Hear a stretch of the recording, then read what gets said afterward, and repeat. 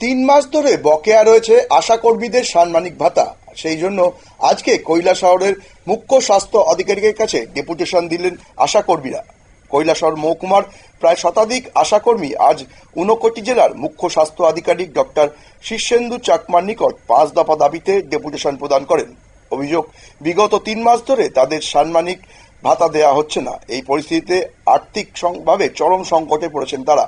আশাকর্মী ঐক্যমঞ্চের ব্যানারে সংগঠিত হয়ে ডেপুটেশনের নেতৃত্ব দেন পিয়ালি চক্রবর্তী, শিল্পী দেব, মঞ্জু দেব, ঝুমা সহ অনেকে। মুখ্য স্বাস্থ্য আধিকারিকের দপ্তরে গিয়ে তারা নিজেদের দাবি দেওয়া তুলে ধরেন এবং নিজের লিখিত ডেপুটেশন জমা দেন। ডেপুটেশনে যে দাবিগুলো উত্থাপন করা হয়েছে তা হলো 3 মাসের বকেয়া সাম্মানিক ভাতা অবিলম্বে প্রদান করতে হবে, প্রতি মাসে 1000 টাকা করে রাজ্য সরকার ঘোষিত অতিরিক্ত ভাতা চালু করতে হবে এবং পূর্বের বকেয়া এককালীন মেটাতে হবে। 3 নম্বর, বকেয়া 33% এবং 100% ইনসেন্টিভ দ্রুত প্রদান করতে হবে।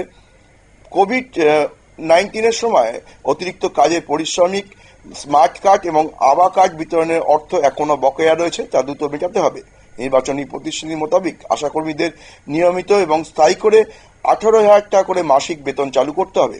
আসুন দেখে নি এই বিষয়ে কি জানালেন আশাকর্মী ঐক্য মঞ্চের নেত্রী পিয়ালি চক্রবর্তী। আশাকর্মী ঐক্য মঞ্চ থেকে সিএমওর কাছে আমরা ডেপুটেশন দিছি। বিষয়টা হইছে 5 দফা দাবির ভিত্তিতে। তো 5 দফা দাবিটা হইছে আমরা বিগত আজকে 2 মাস গিয়া 3 মাসে পড়ছে আমরা অনারিয়াম বন্ধ। এরপরে হইছে আমরা যে রাজ্য সরকার 2022-এ 1000 টাকা করে আমরা বাড়াইছে। এই টাকাটা আমরা মাত্র 6 মাসের পাইছি, আর পাইছি না, এটা জমছে 14,000 টাকা। এরপরে আমরা যে আধার কার্ডের কাজ করছি এবং স্মার্ট কার্ডের কাজ করছি, আইজবুদি কোভিডকালীন সময়ে যে এত পরিশ্রম করছি, আইজবুদি আমরা এই সমস্ত কোনো টাকা পয়সা পাইছি না।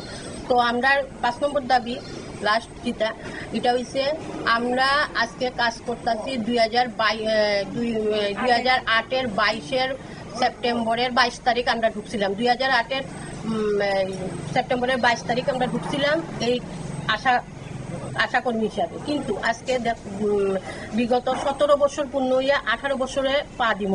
আমরা কোনো বেতন টেতন কিচ্ছু নাই, এই অনারিয়ামের মধ্যে দিয়ে আমরা কাজ করে যেতেছি, কিন্তু সরকার আমরার দিকে কোনো পদক্ষেপ নিতেছে না। তো আমরার বিগত দাবি হইল যে আমরা 17-18 বছর ধরে কাজ করতেছি, আমরা ন্যূনতম যাতে 18,000 টাকা করে একটা মজুরি প্রদান করা হয়, 18,000 টাকা করে বেতন দেওয়া হয়।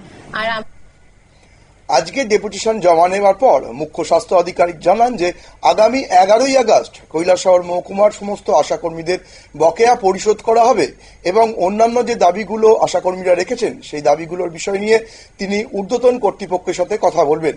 নজর রাখবো পরবর্তী খবরের দিকে। তার আগে নিয়ে নেব ছোট্ট একটা বিজ্ঞাপনের বিরতি।